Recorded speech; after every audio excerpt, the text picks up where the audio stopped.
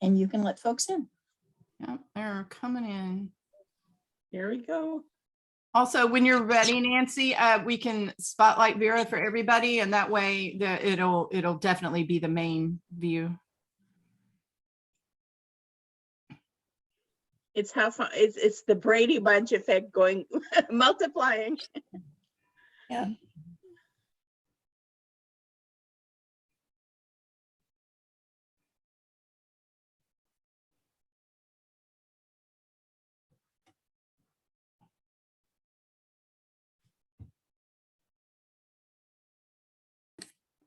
Actually, okay, I got you both spotlighted for now. Woo. You. There you go. We'll give them a couple of minutes. Sure. Let's fill it up.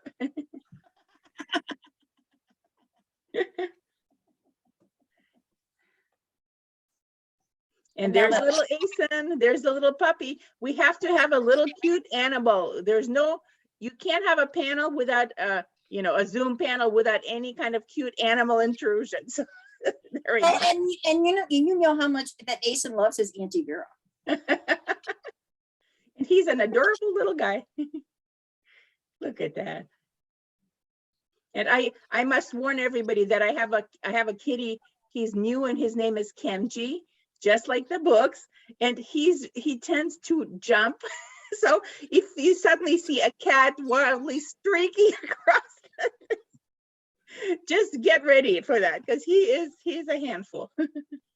This little guy is a jumper. I mean, he can jump at least 4 feet. Oh my Lord. And for his size. Yeah. I mean, but because he will come into my bedroom and almost at the door, he starts to jump and he's on my bed. I just saw a question. Does Kenji fart? You know what? He hasn't been really flatulent yet, but I have noticed one. Oh my goodness. Okay, Vera, I'm going to start out with, I'm going to show it this. Okay, everybody can't see it, but I'm Yeah, one way to do it. There we go. Just put it against you. in front of Asen. Okay. I want to tell you how much it means to me to have that book dedicated to me. Oh, when I read the dedication, I was in tears. Nancy, thank you for everything that you do. I was really excited to give you that dedication. And I know that everybody gets different dedications, and this one was yours for all the help and all the work you put in. So thank you so much. And yeah, and in case anybody's confused, it's this one. This is the Atlantis Grail Companion. So that's going out to Nancy. Thank you.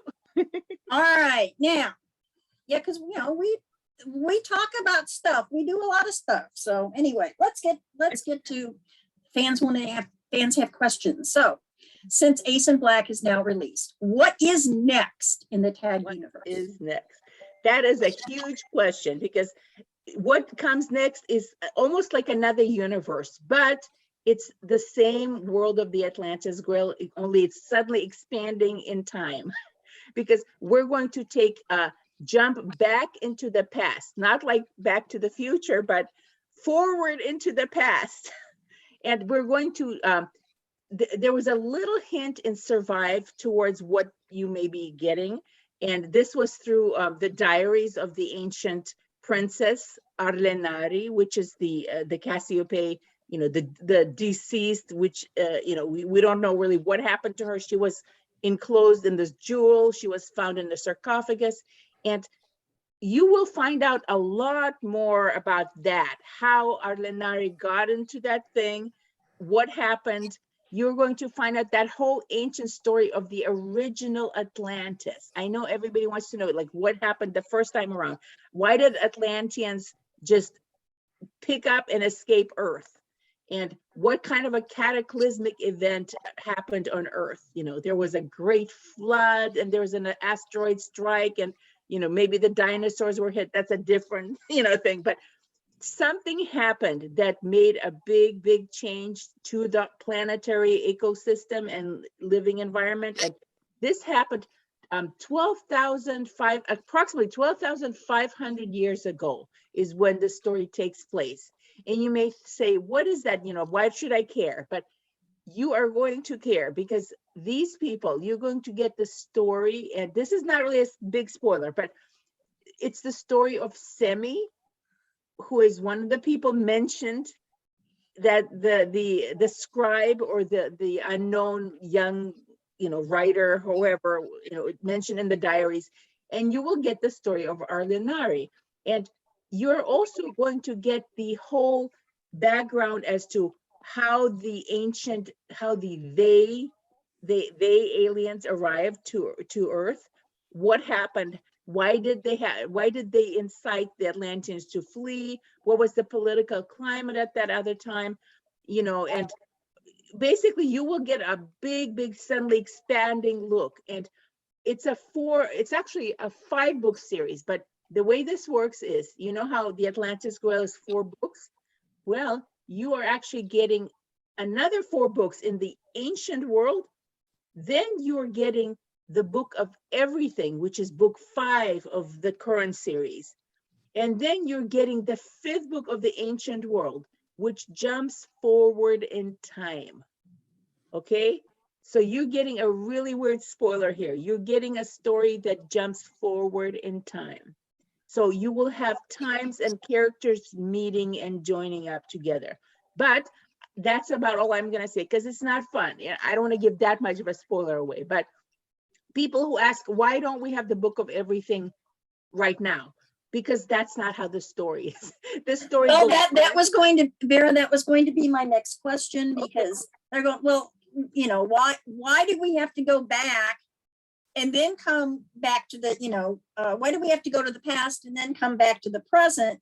But there's a very good reason for that, and that was on the ship with Ramatai. Yes. You're going to find out why the sarcophagus has to go back to Earth. You know, what is all the underlying history behind that?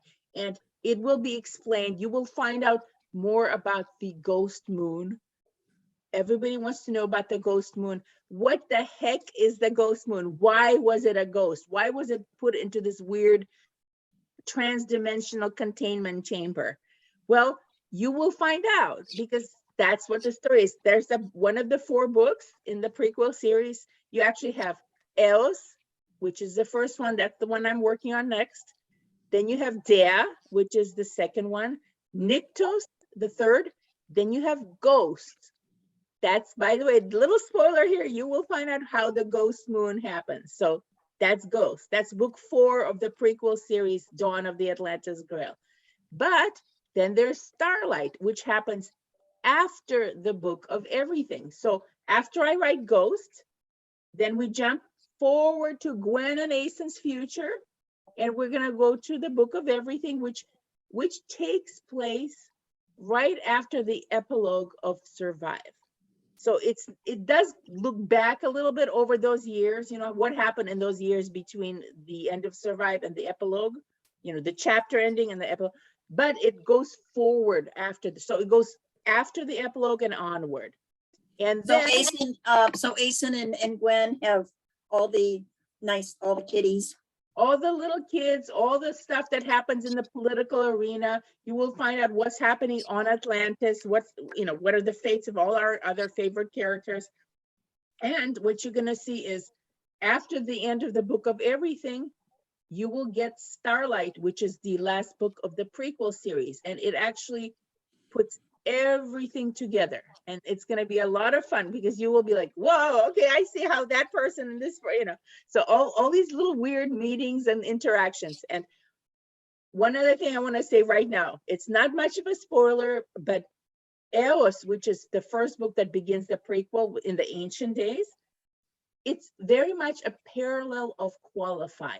You're going to get, not a spoiler, but there will be competition, and certain people will have to fight to get onto the ancient ships, just like the modern day kids on Earth had to fight and compete and, go through all the struggles. There are people on ancient Earth trying to get on the ancient arc ships just to get the heck off the planet. So This there's a is, lot of okay, without this asking as a spoiler, but is that sort of like a precursor to the games?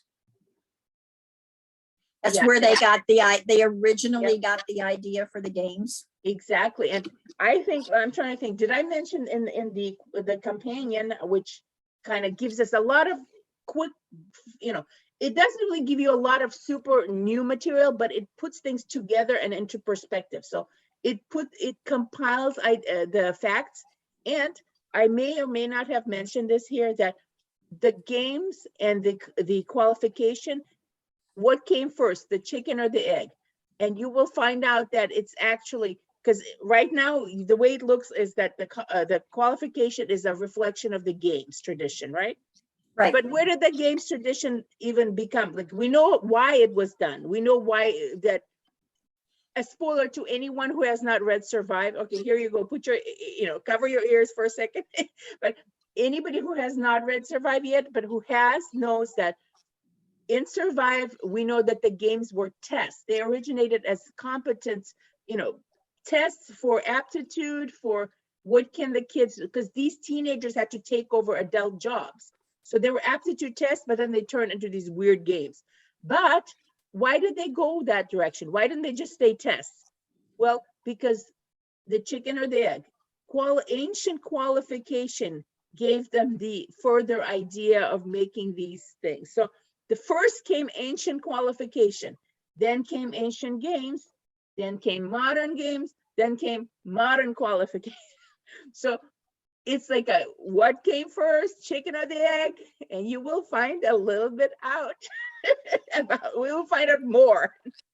Okay, Vera, do you, we've just gone through I know all the work that you had to do to get Ace and Black done, and you have Eos planned. Do you plan to take a break? A small break, or just dive right back in? Well, here's what, yes, I do plan to take a break, but don't worry, it's only going to be until the end of May. So okay. I'm going to take the break for about a week. Because maybe celebrate your birthday? Yeah, that's right. Well, Gwen Lark's birthday, Gwen Lark's. So that's right. So we're going to take a little break, to take a breather, just not really focus on anything, but doesn't mean I won't be working, because this brain, unfortunately, just like, turns. No. Yeah, well, I know it goes 90 miles, it goes probably 180 miles an hour or even faster. It's like this little teeny little fly going. Quantum speed, that's it. It's going quantum speed. But after I take that break around June the 1st, we're going to go all in on Eos, which is book 1, which is ancient qualification, and the new characters who you will grow to love. And you're going to actually find out a lot of new characters, because some of the main, like I mentioned, Semi and Arlinari, but they have their friends, they have their love interests, and you're going to find really fun love stories in there. You will have relationships, family issues. For example, Semi, did I mention if it's a girl or a boy yet? Nope. We'll find out. So I'm not going to say it yet, because you will find out, and they have families and they want to get on the arc ships. They're struggling. It's ancient. In some ways, ancient Atlantis resembles modern day Earth with all our, dystopian world situation. Well, There's a lot of stuff there. It's bad. I kind of see Semi as sort of a Gwen. She's a little bit more physically non-challenged, shall we say, because Gwen is a klutz, and Gwen is not very confident. Semi is not really, and again, I'm not saying girl or boy, let's not give it away, but that person, Semi, takes the role of the Gwen character, meaning that they're going to be qualifying or like trying to get on these freaking ships to get off this planet. But this person is not going to be the same kind of like, oh, I'm so brainy and I can't run and I'm, no, it's a totally different time. Yes. All right. Vera, Ace in Blue and Ace in Black provide insight from a distinct life-changing event which causes Aeson to reflect on his past. For example, Ace in Blue begins at the moment of Aeson's physical death, as he is being saved by the Pegasi, and ends with the vision of a stranger's blue eyes. Ace in Black begins at the life-changing crossroads when Aeson faces as he reflects on the course his life needs to take, and the realization that the word duty is much more complicated than he originally thought, as well as the owner of those blue eyes. Fans have expressed a desire for additional Aeson novellas covering events in Win and Survive. Would you explain your thought process on not rewriting a book from a different point of view? Okay, just to give you an idea, those of you who have not read Ace in Black yet, it does do a little bit of that, okay? It does. In fact, I did it intentionally because people were begging me to do this. And I said, okay, we're going to take select favorite scenes and we're going to rewrite them from Aeson's point of view. And a lot of it is very much shared with Gwen, because Aeson and Gwen have a very common perspective in some of those moments. But there's certain things that Aeson thinks differently, and you will see them. But in any case, once I did this, which was for Aeson Black, because Aeson Blue was much more, new material, his young childhood, nothing really rehashed. Aeson Black was the only one I really want to do that with, because you really don't need. This is something that I mentioned on the fan groups. One of the ideas of any kind of written or creative work, or be it art or literature, there's the idea of negative space or white space. And that's something that's left out of the work. For example, you have a shape and the background is the negative space. The white space between when you have a layout on just a regular design, anything that's the way things are laid out, that's part of the whole picture. So when you start revealing too much, you're taking away that negative space, which creates the mystique and which creates that whole organic kind of character. So you have seen Aeson and you have seen Gwen and Zelio and all the other guys, and by the way, Zelio can be pronounced Xelio or Zelio, and whichever way you want to go with. So you've seen Zelio, you've seen Gwen, you've seen sides of their personalities. With Gwen, it's all interior. So you're getting her interior world. Nobody else's interior world so far until we had the 2 novellas. But if I'm going to start revealing people's interiors, it suddenly shows some other things you may not even want to know about, because every person has weird thoughts, and it's more mysterious. For example, in Pride and Prejudice, if you have Mr. Darcy being this mysterious remote character, that's part of the attraction. If you start getting into Mr. Darcy's head, which is done a lot, by the way, there's a whole industry out there writing books, and I've done myself. Everybody's writing this popular character and you're writing books from his perspective. It just detracts from it. After a while, you don't see this same original character with his mystique or her mystique, whoever the character is. So I don't want to go there again. I just don't want to ruin it for you guys, because when you start like soup and you start adding too many spices and too many flavors, it just ruins it. So there's a time to stop, and this is it. Aeson Black. It's sort of like the too many cooks in the pot. Too many, adding to the pot. New revelations. It's like enough already. If you know too much about him, he becomes like somebody so close to your head that it's no longer interesting.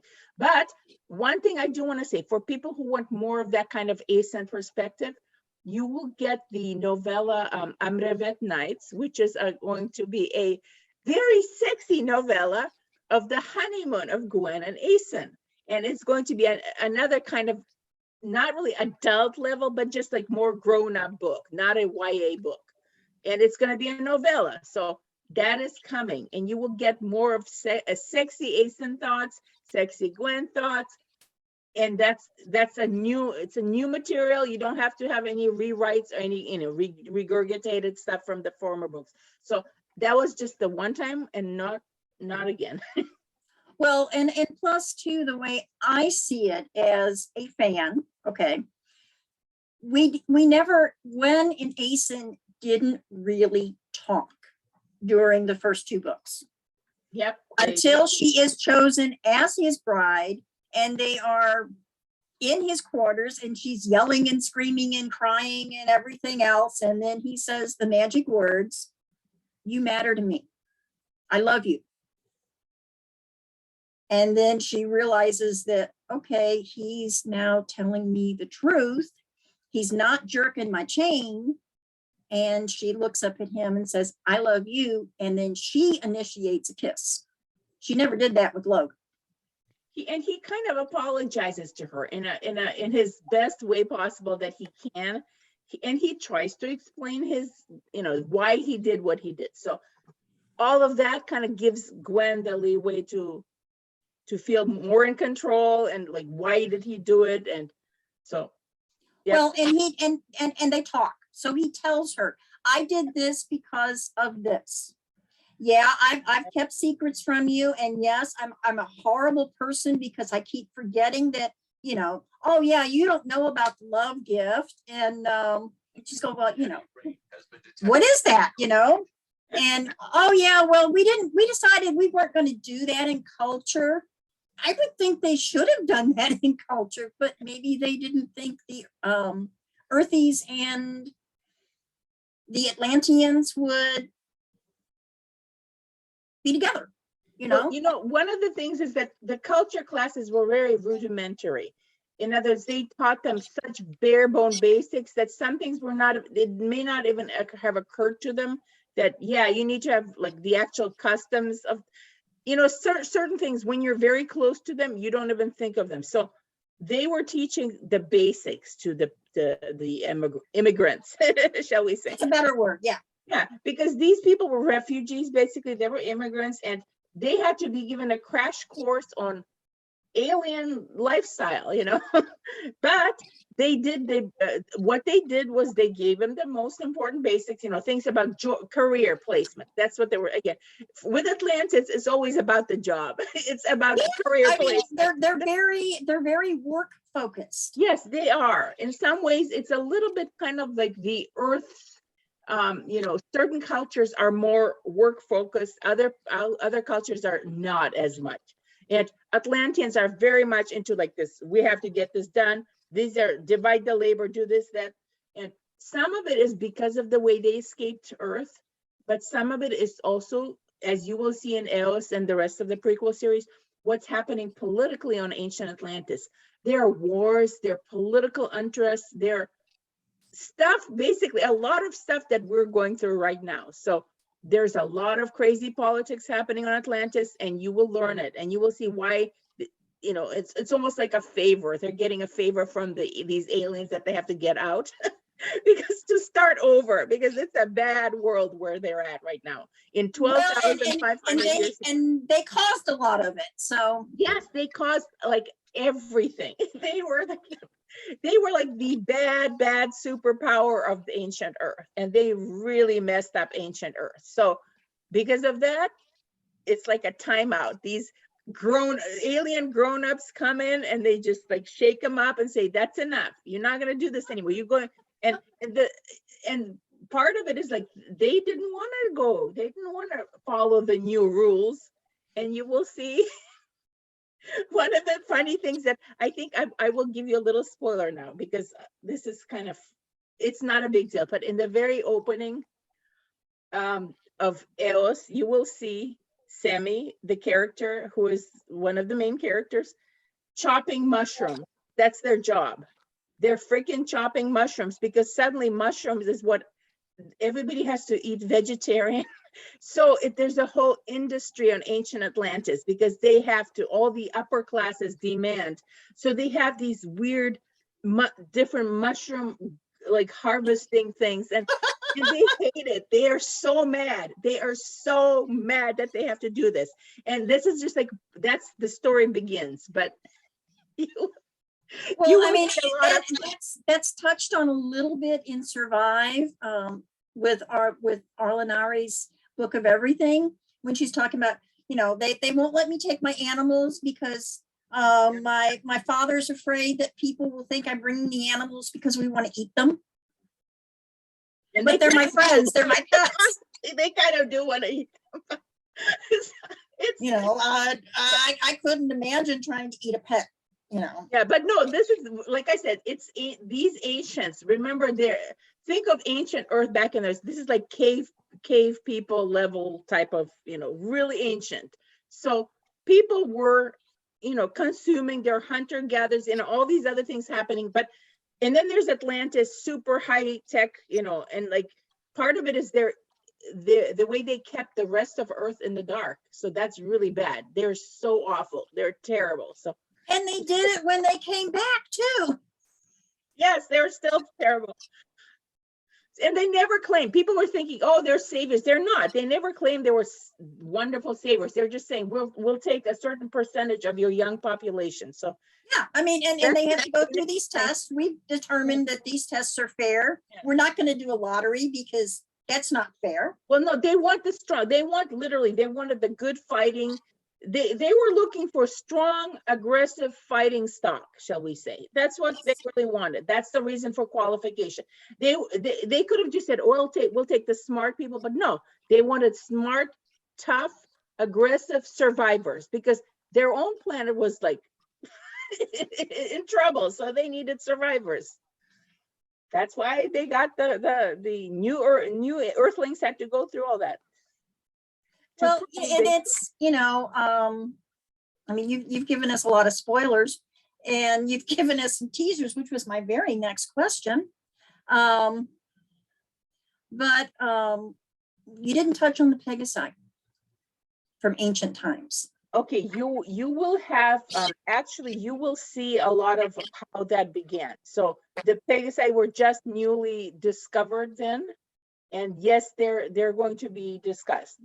You will learn. In fact, you will probably, the Pegasi at that point, obviously they're already been discovered and harvested and, basically used in a bad way by Atlanteans. So that will be explained and you will see more of that. But at that point, nobody really knows, they don't know what the Pegasi, they just think they're like some life form and the sentience is unknown to them.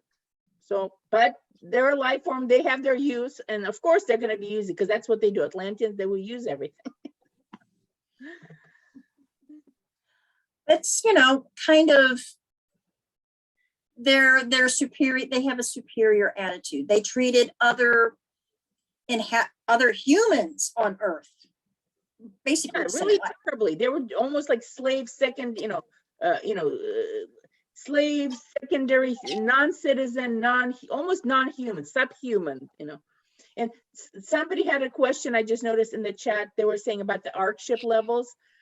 If you're talking about the ancient Vimana ship, which is that main big arc ship, which we discover in the Atlantis Grail original series, the one that's buried, you will not only discover the bottom levels, which there are 4 habitats. Vertically, it's like a pea pod. Think of a vertical pea pod, and there's a picture here in the this book. If you go through it, I have a schematic that I drew. But think of a pea pod, and you have 4 peas in there, top to bottom, and their habitat. Each one is a habitat. They're rotating inside. They can be, isolated. There's a tube channel that's the central hub that connects them, but it can be shut off. So, anyway. You will discover not only what each one of these 4 habitats is, but it will be built. You will see it getting built in the ancient Atlantis and how it's all arranged, how the divisions of labor came to be the 4 quadrants, that whole thing with the why is it 4? Well, there are four groups and they do different things. So there's like the, let's say the red quadrant.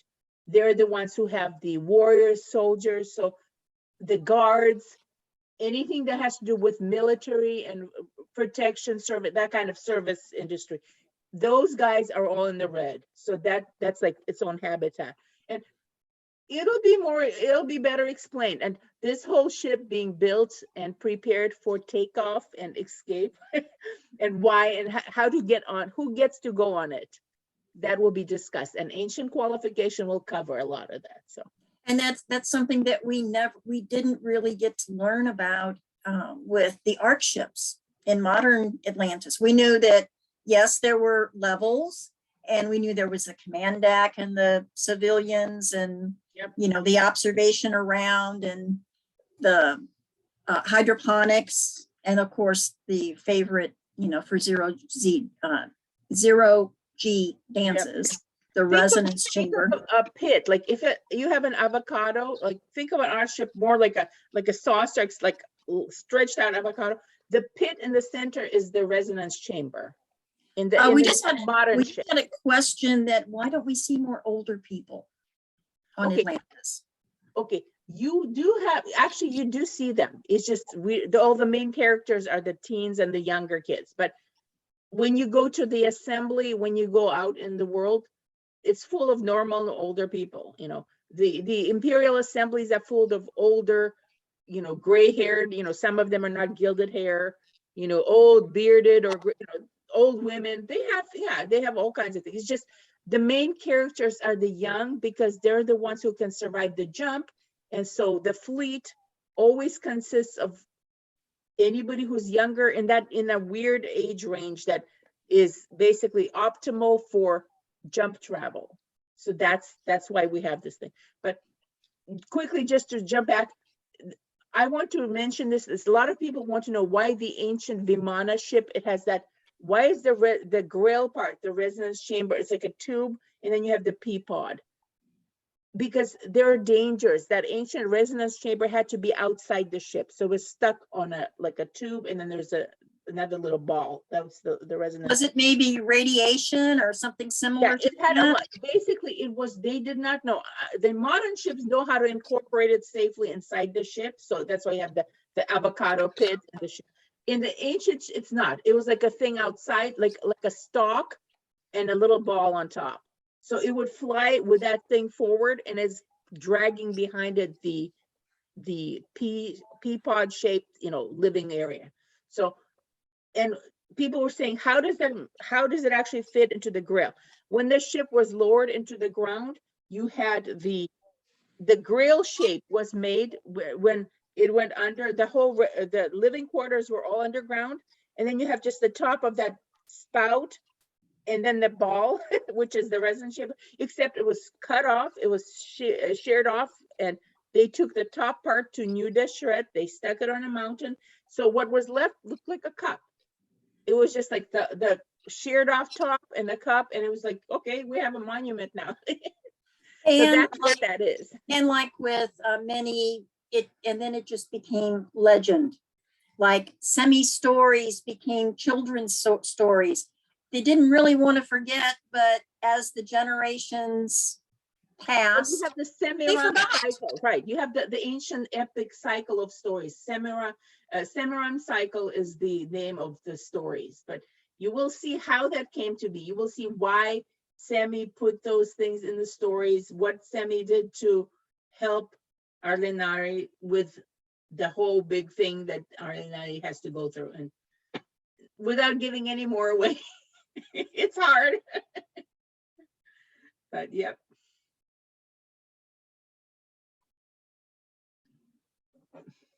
Oops. I think we got stuck here.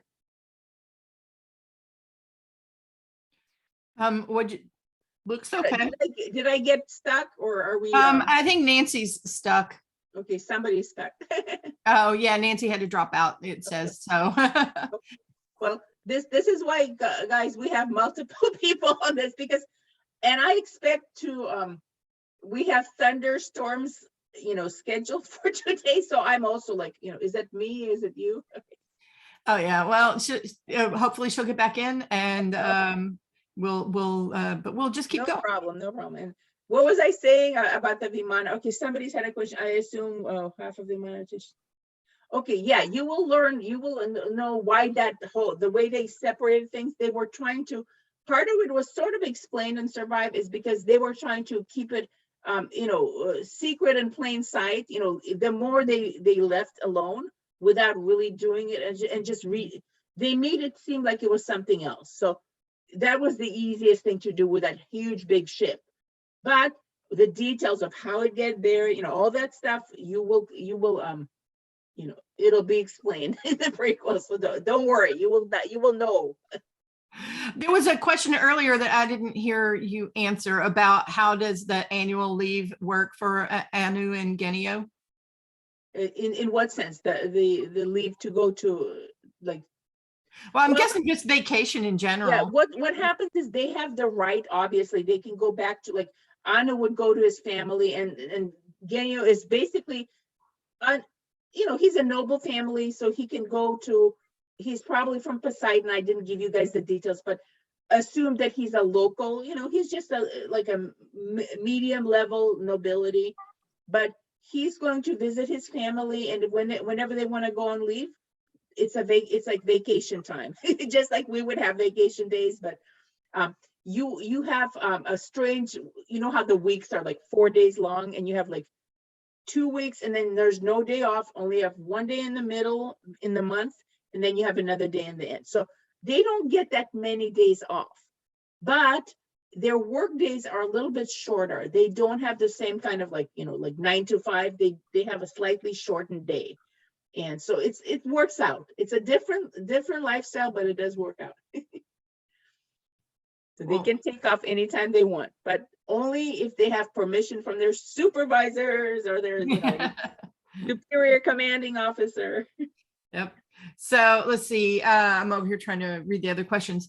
Somebody said, what happened to Ram? Will we find out what happened to him?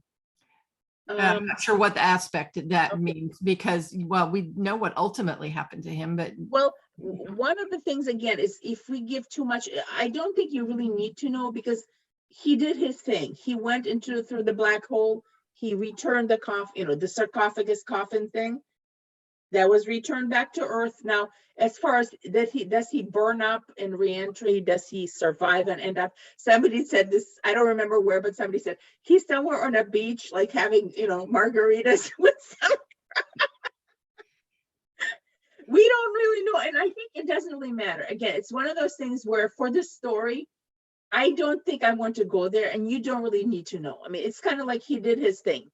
He redeemed some of his actions by doing this big thing in the end. So, but everything's possible. Who knows? Maybe one day I suddenly decide to have a whole, return of the Imperator. Imperator Huett Cassiopeia emerges out of somewhere and is suddenly a guest on Earth or whatever. Let's leave it open for now, but let's assume that probably not, but it's possible. Okay. Yeah. And now if anybody else has questions, feel free to type them all in the chat. That's where we're getting a lot of them from. We'll take things. Let me see. I was trying to think of something that I had wondered about, which was, Go for it.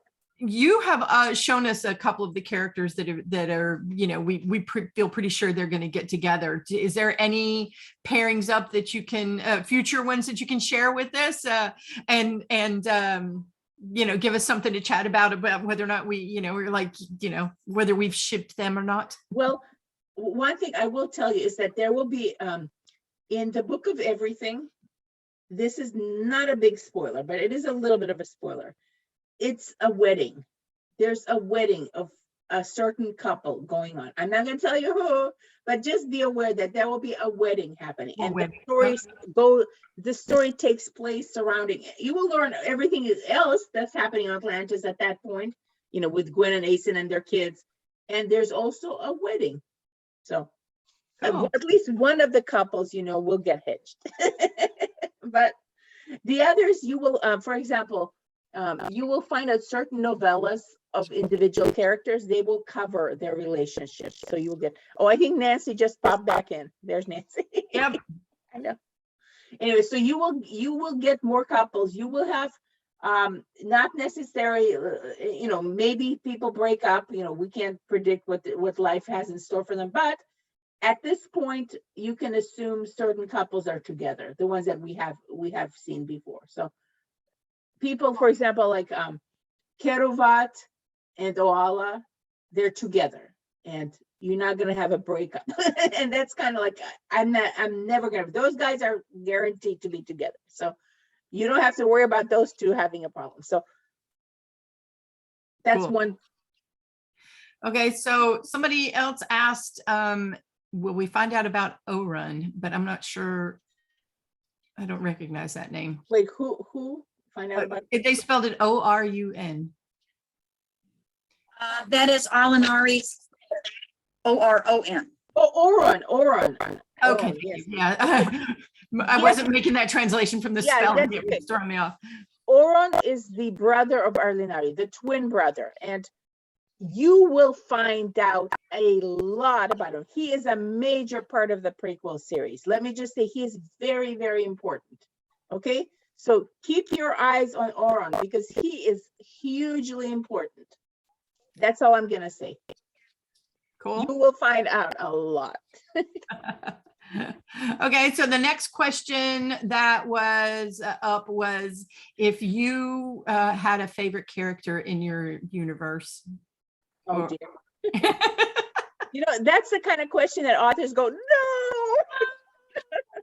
Because Like, who's your favorite child? No. yeah, it's hard. But one of the things I can say is that when, at least for me, you know, as I'm writing the story, that character is my favorite at that moment, whoever I'm writing, because that's what you're experiencing in their universe, their life in that moment, and they're you in that moment. But no matter what they are, they're not going to be necessarily your favorite the next moment because you may suddenly be writing another character. So you just basically look at them as extensions of what you think people may be in under those situations. But who is my favorite? I don't know. I can't tell you.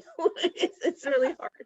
Well, that makes sense. It's whoever you're writing at the moment is your Yeah, favorite. whoever in that moment, they're my favorite because that's what I'm focusing on them and they're in my head. Yeah, I was going to say, yeah, they live in your head. That makes Yeah, very exactly. good sense. Well, the next question up was from Harriet. She said that Nafir means beauty. Will we learn what some of the other guys' names mean? Some of them are just like sort of composite terms. They may not even mean anything. In other words, they're just names.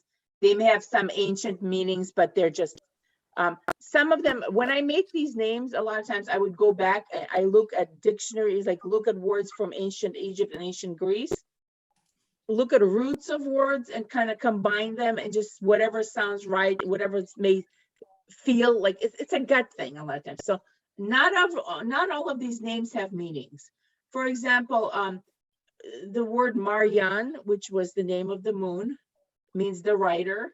I believe that really is the word for writer in either ancient Egyptian or something. I can't remember where I got it from, but there was something to do with the writer, and I really literally looked it up and I said, okay, well that'll be the writer. So it's like that's how I go about it. A lot of these names are just, you know, composites of historical meaning, what fits the characters, you know, my gut feeling in that moment, and maybe some names will be explained. So. Oh, okay.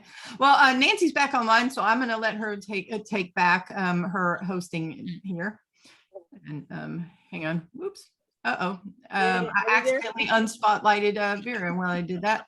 Oh, there they go. Oh, we're great. Nancy and I are having dueling parties on that one. Hold on. I'm not touching it. I'll let you do it. All right. Fine, we can have a little thing. The worst part was when I wasn't sure if it was me who was frozen or it was Nancy. I was like, Okay, now you guys are back together. Fortunately for the moderators, we do have a way to communicate, and the power. I mean, I've got thunderstorms moving through. yeah, I'm about to area. up here too. So, oh my goodness. Okay, so Nancy, I was down to And one of the reasons why uh-oh. No, I was just saying I was asking the questions in the chat if you wanted to pick up where I left. okay, all right. And There's where were something you? about food in the one of the chat questions. What was that? I missed that. Sorry, guys. Something about food. Oh, okay, here we go. Vera, do you do an amazing job of this is from Ricky, of incorporating various disabilities into everyday life. Can we hope to see more in future books? You will have another disabled character, and you know, whether or not the word, I'm not even sure if disabled is a good word, but a person who is like differently abled, there will be other characters in the ancient Atlantis like that. So yes, you will see a lot more. Since I do work in that field, we use what we call person first language, which is a person with Oops, you're cutting out again. Nancy, say it again. Versus disabled person. Yeah, can you say it again quickly? Okay, it's a person with. Okay. A person with a disability. Yes, a person with a disability. Okay. Versus disabled person. Right. Which, like I said, I don't want to use the wrong term because that's not what I want to do. I want to be as sensitive as possible to the situation, because that's, you know, it's not an easy thing to be talking about, and the people who are in that situation do not want to be referred to incorrectly. So yeah. But yeah, there will be characters who have different people with disabilities or differently abled. There will be such characters, definitely. That is going to be introduced in Eos. Yep. Okay, Lucy had a question, and she was wondering if the other Gwen antagonists, I use the term bully, in the first books ever appear. Wondering if they had to change like Claudia did. Well, you know, again, some of the characters, you can't really bring everybody back, just like in your own world. If you have, for example, you went to school, all of us maybe were bullied or had, you know, some problems. Well, a lot of these people, you just don't know what happened to them, and it doesn't really matter. So, and you can assume in some cases, maybe they didn't change, maybe they did, but they're not really relevant to the story. And when you start bringing you cannot cover everybody's fate, because it's a huge book with you know, a cast of thousands. So you're not going to know everybody's fate. Like, you know, when you have for example, you have the fleet of 2,000 arc ships. That's how many ships are in that fleet for the modern, you know, the Earth mission fleet.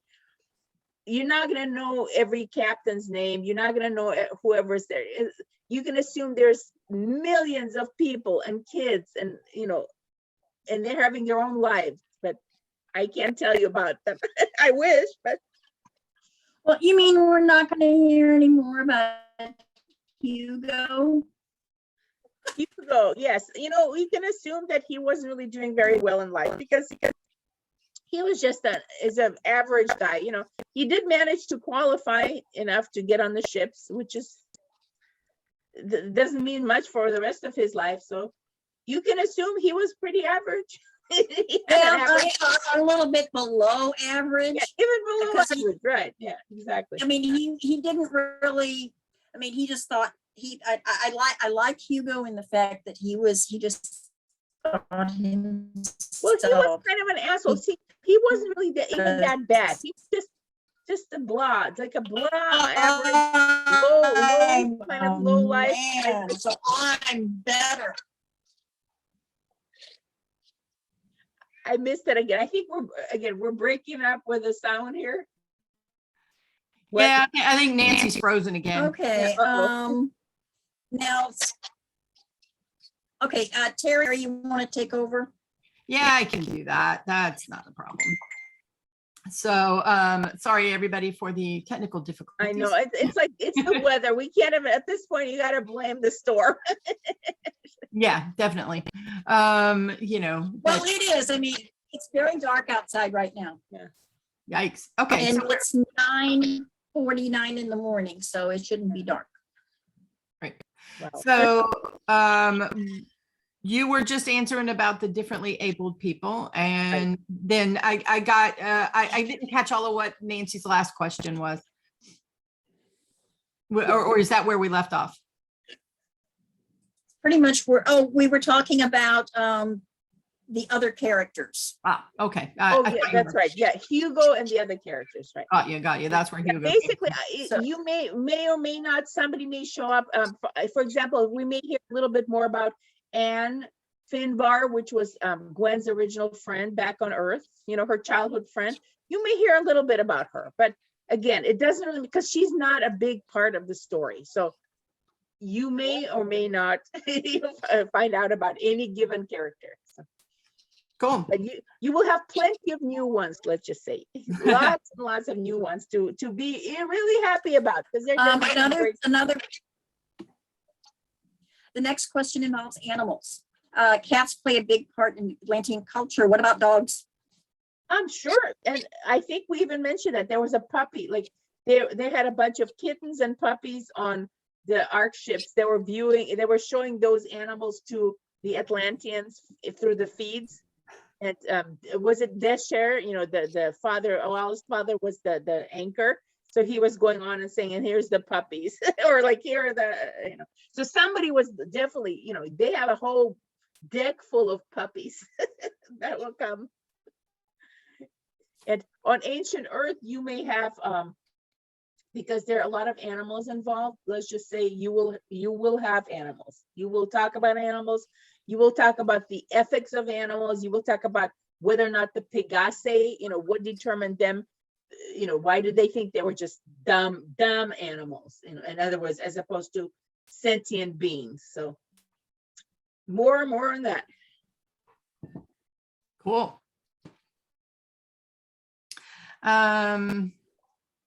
Somebody said we need Atlantean weather control so that you know, because Tell you guys, I would love that, because right now we're like hanging on by a string here. all right. Yeah. So by the way, we only have a few minutes left in the panel. So if any of you out there want to get your questions in really quick, just let us know. Sorry for the noise up there. And as you're thinking that, I just want you guys to get really excited about Eos, because you will be really, there's going to be a lot of stuff. Remember how you like Qualify? Well, this is like that plus more. So you will have a lot of fun too.